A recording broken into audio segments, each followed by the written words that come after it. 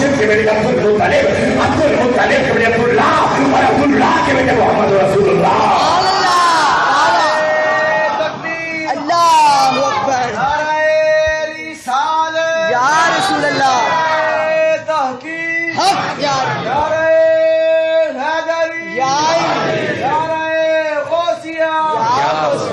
अब मेरे अल्लाह के गुलामों, सारे नबियों का तो नहीं, मैं सिर्फ दो अल्लाह के नबियों का जिक्र करूंगा। अजमत बयान करके कमली वाले की अफजलियत दर्ज करूंगा, जरा तवज्जो फरमाइएगा। अल्लामा तब्रानी शरह कायद नस्बी में लिखते हैं कि मेरे आका के बाद कायनात में सबसे बड़ा मकाम इब्राहीम खलीलुल्लाह अलैहिस्सलाम का मकाम है और उनके बाद हजरत मूसा कलीमुल्लाह का मकाम है। मैं सिर्फ इन दो नबियों के हवाले से हुजूर की अफजलियत दर्ज करूंगा, जरा तवज्जो फरमाइएगा। इब्राहीम अलैहिस्सलाम का लक़ब क्या है? खलील। और मेरे नबी का लक़ब क्या है? हबीब।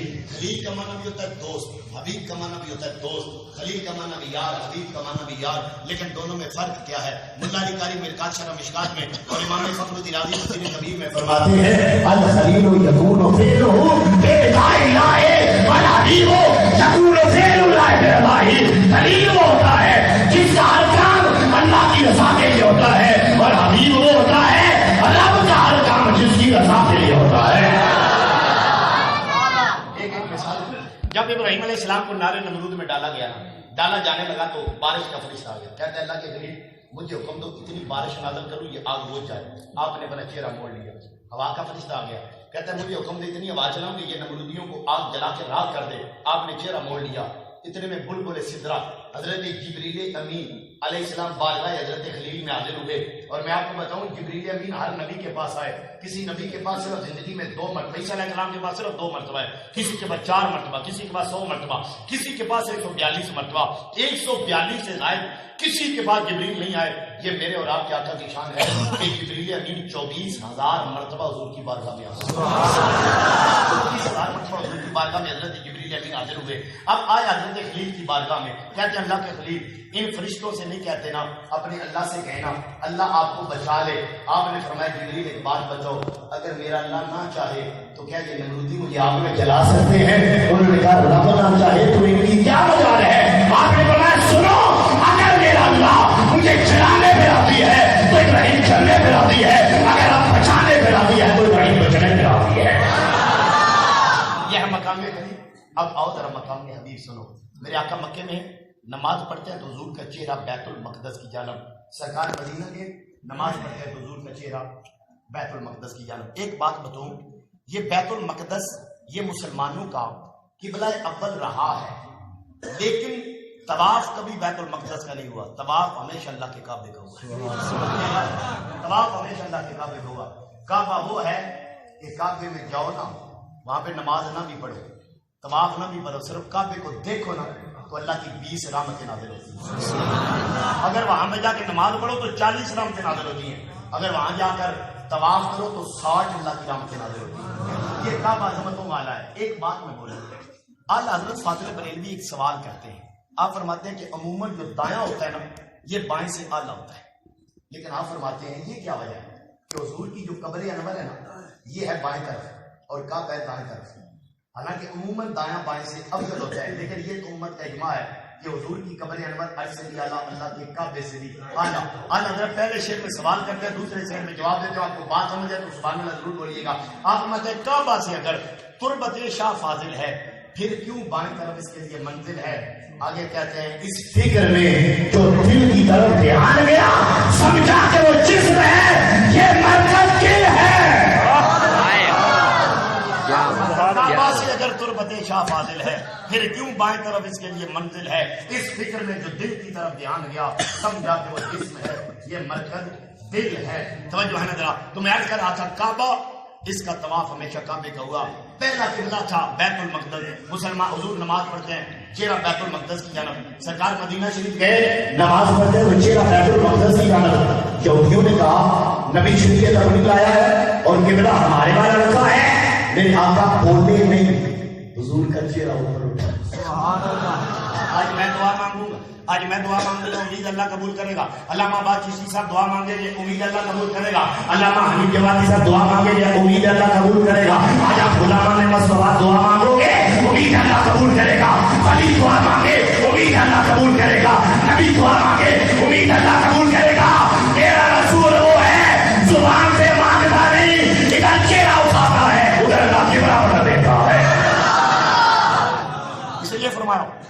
تجعلوا دعاء الرسول بینکم کدعاء بعضکم بعضا، میرے رسول کی دعا کی طرح اپنی دعا کو نہ سمجھنا، میرے رسول کی دعا اور ہے، تمہاری دعا اور ہے۔ ارے ہم تو دعا میں نبی کی جو ہے حضرات گرامی قدر کون ہے حضور کی برابری کرے، دعا میں کوئی نہیں کر سکتا۔ حضرات گرامی قدر میں عرض کر رہا تھا، اب میرے آقا جب یہودیوں نے کہا کہ نبی شریعت اپنی لایا قبلہ ہمارے والا، میرے آقا نے بس چہرہ اٹھایا۔ اب آؤ ذرا قرآن سنو، علماء بیٹھے، اللہ فرماتا ہے قد نرا تقلب وجهك فی السماء، اے محبوب تو اپنا چہرہ آسمانوں کی طرف اٹھاتا ہے نا تو ہم تمہیں دیکھتے ہیں۔ اب ایک بات بولوں، رب مستفساری کا علاج خدا کی طرف دیکھے اور خدا میرے مصطفیٰ کی طرف دیکھے۔ ایک مقام میں اللہ فرماتے ہیں فَإِنَّكَ بِأَعْيُنِنَا، اے قبلی والے تو ہر وقت ہماری نگاہوں کے سامنے رہتا ہے۔ اب میرا آپ سے ایک سوال، کیا ہم لوگ اللہ کی نگاہوں کے سامنے نہیں؟ سارے لوگ ہیں، سب کو دیکھتے ہیں نا، لیکن اللہ نے کسی کو نہیں کہا فَإِنَّكَ بِأَعْيُنِنَا۔ آدم علیہ السلام سے لے کر عیسیٰ علیہ السلام تک، عیسیٰ علیہ السلام سے لے آج تک جتنے آئے اور قیامت تک جتنے آئیں گے، اللہ نے نہ کسی کو کہا نہ کسی کو کہے گا، صرف ایک ذات کو کہا فَإِنَّكَ بِأَعْيُنِنَا۔ بعض نقطہ سنیے، حضرات دیکھتا سب کو ہے لیکن کہتا کسی کو نہیں، کہتا صرف اپنے محبوب کو ہے فَإِنَّكَ بِأَعْيُنِنَا۔ میں سے ایک بات سمجھاؤں، آپ جانتے ہو میرے گھر کا مالک کون ہے؟ اللہ۔ علامہ صاحب کے گھر کا مالک کون ہے؟ اللہ۔ علامہ عباس چشتی صاحب کے گھر کا مالک کون ہے؟ اللہ۔ آپ لوگوں کے گھروں کا مالک کون ہے؟ اللہ۔ لیکن اللہ نے کسی کے گھر کو اپنا گھر نہیں کہا، اللہ نے ایک گھر کو کہا وہ ہے بیت اللہ۔ فرمایا گھر سارے اللہ کے ہیں لیکن جیسی رحمتیں کعبے پہ کرتے ہیں نا ایسی رحمت کسی اور گھر پہ نہیں کرتا۔ بڑا دیکھتا سب کو ہے لیکن جس خاص نظر سے محمد مصطفیٰ کو دیکھتا ہے اس نظر سے کسی کو نہیں دیکھتا۔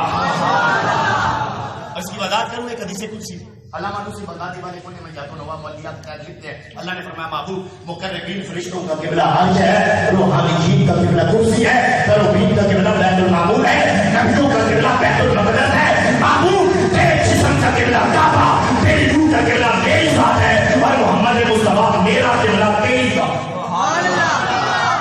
اب یاد رکھنا قبلہ صرف وہ نہیں ہوتا جدھر بندہ منہ کر کے نماز پڑھے، کیونکہ اللہ نماز پڑھنے سے پاک ہے۔ قبلہ کہتے ہیں توجہ کی مرکز کو۔ کیا مطلب محبوب تیری توجہ کا مرکز میری ذات اور میری توجہ کا مرکز تیری ذات۔ اب اور ذرا دیکھو کیسے میرے آقا توجہ ہے ہر وقت رب پہ نگاہ ہوتی ہے۔ میرے آقا اپنے حجرہ انور میں بیٹھے ہیں، کون سا حجرہ انور ہے؟ 70,000 فرشتے صبح آتے ہیں، 70,000 شام آتے ہیں۔ کرتے کیا ہے؟ کرتے کیا ہے؟ آپ نے علماء سے یہ سنا جو صبح آتے ہیں وہ سارا دن حضور کے درود و سلام بھیجتے ہیں، شام کو وہ چلے جاتے ہیں، نئے 70,000 آ جاتے ہیں۔ جو ایک دفعہ آتا ہے قیامت تک اس کی باری نہیں جاتی۔ ارے فرشتہ ایک دفعہ چلا جائے قیامت تک دوبارہ نہیں جا سکتا۔ حضور کے امتیوں کتنے خوش نصیب ہو، نبی کے گھر سے جاتے ہو واپس آتے ہو کملی والا پھر بلا دیتا۔ اب ذرا توجہ فرمائیے گا، جو جملہ میں آپ کی نظر کرنا چاہتا ہوں دھارمک حدیث ہے، یہ فرشتے صرف درود نہیں بھیجتے، یہ فرشتے 3 کام کرتے ہیں، ذرا سنیے گا۔ پہلا کام کرتے ہیں اپنے پروں سے حضور کی قبر پہ جھاڑو دیتے ہیں، پھر اپنے پروں سے حضور کی قبر کو چومتے ہیں، پھر کملی والے پہ درود و سلام بھیجتے ہیں۔ یہاں سے میں ایک بات عرض کر دوں، حضرات گرامی قدر فرشتے حضور کی قبر کو چومتے ہیں، مشرک یا انسانوں میں ہے یا جنوں میں ہے، باقی اللہ کی مخلوق میں کوئی مشرک نہیں، تو فرشتے قبر مصطفیٰ چوم کے بتاتے ہیں ارے اللہ کے نبی کی قبر چومنا یہ شرک نہیں ہے، یہ تو اللہ کے ملائکہ کی سنت ہے۔ ایسے نادان لوگ جنہوں نے سجدے کو اور بوسے کو ایک بنا دیا۔ میں صرف ایک بات عرض کروں، میرے آقا جب مکہ المکرمہ سے ہجرت کر کے گئے مدینہ المنورہ، کتنا لشکر حضور؟ ایک صدیق اکبر ساتھ ہے، لوٹے 10,000 کا لشکر جرار 8 سال کے بعد میرے نبی کے ساتھ حضور مکے میں داخل ہوئے، سر اٹھا کے نہیں آئے، حضور نے سر جھکایا ہوا، بار بار سواری کے کچھ آگے سے جا ٹکراتا ہے۔ اور یاد رکھنا جتنا بندہ اکڑے نا اللہ بندے کو اتنا پست کرتا ہے، اور جتنا بندہ جھک جائے اللہ بندے کو اتنا بلند کرتا ہے۔ ہم میرے آقا آئے سر حضور پہ جھکا ہے۔ کعبے میں کتنے بت پڑے تھے؟ 300۔ یہ میں بڑا آپ نقطہ آپ کو بتانے جا رہا ہوں، 360 بت پڑے تھے، پتھر کے بنے ہوئے بت۔ میرے نبی پاک توڑنے لگے، کسی بت کو توڑا اشارہ کر کے، کسی کو چھڑی مار کے، کسی کو نہ اشارہ کیا نہ چھڑی ماری، حضور پاس سے گزرے بت ریزا ریزا ہو گیا، 2 بت بچے۔ میرے نبی نے فرمایا میرا علی کدھر ہے؟ حضرت علی آئے، نبی نے فرمایا علی میرے کندھوں پہ چڑھو، ان بتوں کو توڑو۔ حضرت علی نبی کے کندھے پہ چڑھے. ارے نبی 358 بت توڑ سکتا ہے تو یہ 2 بت بھی تو حضور توڑ سکتے تھے. آج علی کو نبی نے کیوں کندھے پہ چڑھایا؟ ارے یہاں پہ ایک نقطے کی بات ہے. جب حضرت علی پیدا ہوئے تو ماں نے نام دیا حیدر. میرے نبی نے فرمایا نہیں، اس کا نام علی ہے. علی کا معنی ہوتا ہے بلند ہونا. مصطفیٰ کو پتا تھا ایک وقت آئے گا کوئی میرے علی کو کہے گا نا کہ اللہ کی ادا سے علی مشکل کشا ہے، لوگ اس کا فتوا لگائیں گے یہ صفت اللہ کی ہے، تم نے علی کی بنا دی. میرے نبی نے اپنے بھائی کو نام ہی وہ دیا جو صفت الہی ہے. اور جب علی حضور کے کندھے پہ چڑھے میرے نبی نے فرمایا علی آج بتا نا تیرا ہاتھ کہاں پہنچا. مسند امام احمد بن حنبل اور مدارج النبوہ میں بتا علی تیرا ہاتھ کہاں پہنچا. اور میں اس کا ترجمہ اپنے لفظوں میں کروں، علی بتا آج محمد نے تمہیں کتنا علی کر دیا. اب حضرت علی کہتے حضور اتنا بلند ہو گیا ہوں، ہاتھ اوپر اٹھاؤں تو آسمان کو لگ جائے. اب حضرت علی نے بت توڑے نیچے اترے. کہتے کملی والے اتنی بلندی سے اترا، نہ بازو ٹوٹے نہ ٹانگ ٹوٹی. فرمایا علی تیری ٹانگ کیسے ٹوٹتی؟ تجھے چڑھایا محمد مصطفیٰ نے، اتارا جبریل امین نے. نبیوں کا سردار چڑھائے اور فرشتوں کا سردار اتارے، ٹانگ ٹوٹ جائے. اب جب 360 بت ٹوٹ گیا تھا، جس نقطے پہ آپ کو لانا چاہتا ہوں میرے نبی نے فرمایا ان پتھروں کو ان بتوں کو نکال دو میرے کعبے سے. اب 360 پتھروں کے بنے بت تھے. نبی پاک کے صحابہ نے پتھروں کو کعبے سے نکالا. جب 360 پتھر نکلے نبی نے فرمایا لاؤ حجر اسود، اسے کعبے کی دیوار میں لگا دو. اب جنہیں نکالا گیا وہ بھی پتھر ہے، جو کعبے میں لگایا گیا وہ بھی پتھر ہے. فرق اتنا ہے ان پتھروں کو پوچھا جاتا تھا، اس پتھر کو چوما جاتا تھا. فرمایا جو پوچھے جاتے ہیں انہیں نکال دو اور جو چوما جاتا ہے نا اسے میرے کعبے میں لگا دو. آج ہم مصطفیٰ کی چوکھٹ کو چومے تو شرک کا فتویٰ لگ گیا. لیکن اور تو دوستوں میں عرض کر رہا تھا میرے آقا حجر انور میں بیٹھے ہیں. اللہ نے کیا کہا محبوب تیرا قبلہ میری ذات، میرا قبلہ تیری ذات. حضور حجر انور میں بیٹھے ہیں. حضرت عائشہ آپ میری طرف توجہ فرمائیں انشاءاللہ سب کو آواز آئے گی. اب حضرت عائشہ صدیقہ سچے باپ کی سچی بیٹی سبحان اللہ، سید عائشہ صدیقہ رضی اللہ تعالی عنہ حجر انور میں داخل ہوئی. میرے نبی نے نظر اٹھائی. فرمایا کون ہو؟ کہا عائشہ. کون عائشہ؟ آپ کی بیوی عائشہ. کون بیوی؟ ابو بکر کی بیٹی. میں کون ابو بکر؟ سبحان اللہ. ارے ابو بکر وہ مکے میں مصطفیٰ ابو بکر ساتھ مکے سے چلے، ابو بکر ساتھ 3 دن غار میں قیام کے، ابو بکر ساتھ مدینے پہنچے، ابو بکر ساتھ فجر میں ساتھ، ظہر میں ساتھ، عصر میں ساتھ، مغرب میں ساتھ، عشاء میں ساتھ، جمعہ میں ساتھ، عیدین میں ساتھ، بدر میں ساتھ، احد میں ساتھ، حدیبیہ میں ساتھ، فتح مکہ میں ساتھ، گالیاں سننے میں ساتھ، پتھر کھانے میں ساتھ، سفر میں ساتھ، حضر میں ساتھ، امن میں ساتھ، جنگ میں ساتھ، ہار میں ساتھ، گھر میں ساتھ. قسمت کی چمک دیکھو آج لیٹے ہوئے ہیں تو گنبد خضرا میں بھی ساتھ.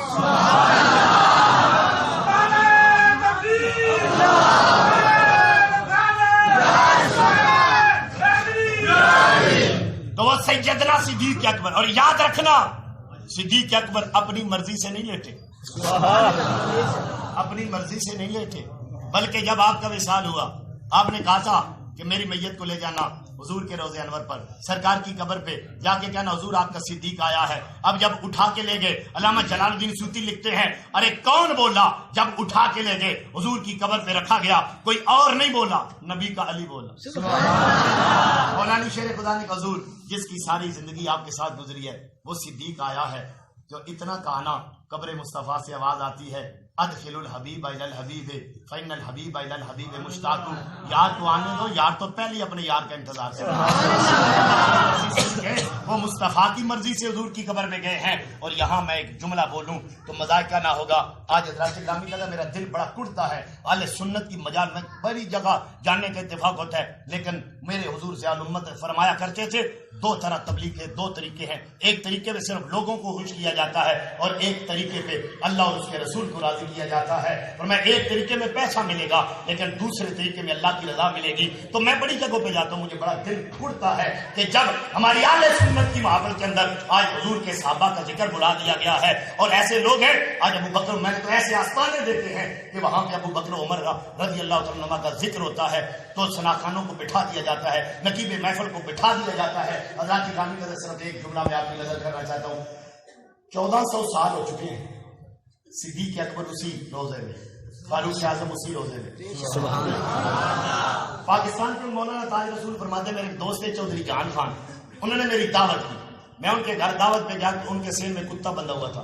کتا مجھے دیکھ کے بھونکنے لگا. چودھری صاحب اندر گئے، مجھے غصہ آیا، میں نے پتھر مار کر کتے کو مارا، اٹھا کے مارا. جب کتے کو پتھر لگانا، کتے نے رسی توڑی، زنجیر توڑی، مجھے کاٹنے کے لیے دوڑا. جب وہ دوڑنے لگا نا میں ڈر گیا اندر سے، جلدی جلدی چودھری جان نہ نکلے. کہتا ہے مولانا میرے سینے سے لگ جاؤ. میں ان کے سینے سے لگا نا، کتے نے دوڑنا بھی بند کر دیا، بھونکنا بھی بند کر دیا، کاٹنا تو دور کی بات ہے. وہیں پہ زمین پہ کھلاڑیاں کرنے لگا. میں نے کہا چودھری جان خان کیا معاملہ ہے؟ یہ تو کاٹنا چاہتا تھا، دوڑ رہا تھا، بھونک رہا تھا. انہوں نے کہا مولانا ہے کتا لیکن اتنا جانتا ہے جو سائیں کے بازو میں آ جائے اسے کاٹتے نہیں ہے، اسے بھونکتے نہیں ہے. یا وہ ایک منٹ پر سائیں کے بازو میں آ جائے، کتے کو بھی پتہ ہے بھونکنا نہیں ہے، کاٹنا نہیں ہے. ابو بکر عمر کا کیا کہنا جو 1400 سال سے ہمارے آقا کے بازو میں لیتے ہوئے. اتنا بڑا مجمع اور اتنی دلی، سبحان اللہ. بلند آواز سے بولو ذرا، ڈرتے کیوں ہو؟ واپس ہی بولو ذرا سبحان اللہ. نہ ہمیں کوئی لفظ نہیں بیٹھا، نہ ہمیں کوئی خارجی بیٹھا ہے، سارے محمد عربی کے غلام بیٹھے. بلند آواز سے بولو ذرا سبحان اللہ. نبی نے فرمایا کون؟ کہا عائشہ. کون عائشہ؟ آپ کی بیوی. اچھا کون بیوی؟ ابو بکر کی بیٹی. کہا کون؟ ابو بکر صدیقہ کائنات. بات چلی گئی، تھوڑی دیر کے بعد اندر آئی نا، میرے نبی نے فرمایا عائشہ آ گئی. تھوڑی دیر پہلے نہیں پہچانا، فوراً پہچان لیا. فرمایا لی من لا وقت لا یسن فی ملک مقرب ولا نبی مرسل. عائشہ میرا اللہ کے ساتھ کچھ ایسا وقت ہوتا ہے درمیان میں نہ کوئی فرشتہ آ سکتا ہے، نہ کوئی نبی، نہ کوئی رسول آ سکتا ہے. کیا مطلب ہے؟ یا خدا ہوتا ہے یا مصطفیٰ ہوتا ہے.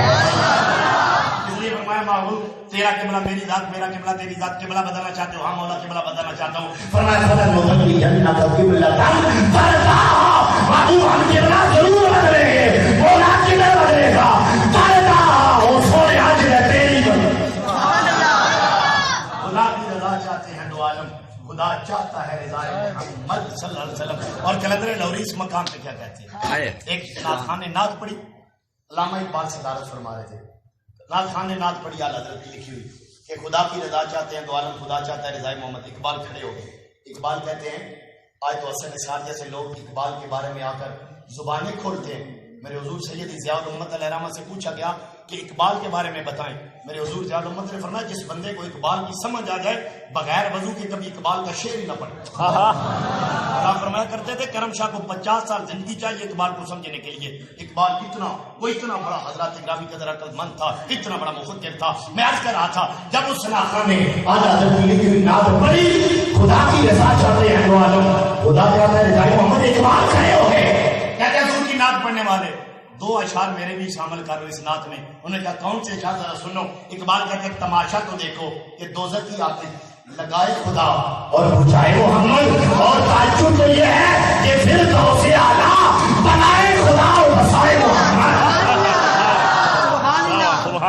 خلیل وہ ہے جو رب کی رضا چاہے اور حبیب وہ ہے جس کی رضا میرا رب چاہے. اب دوسرے پیغمبر حضرت موسیٰ کی بات کروں، میں بات اب سمیٹوں گا. حضرت موسیٰ کلیم اللہ علیہ السلام ایک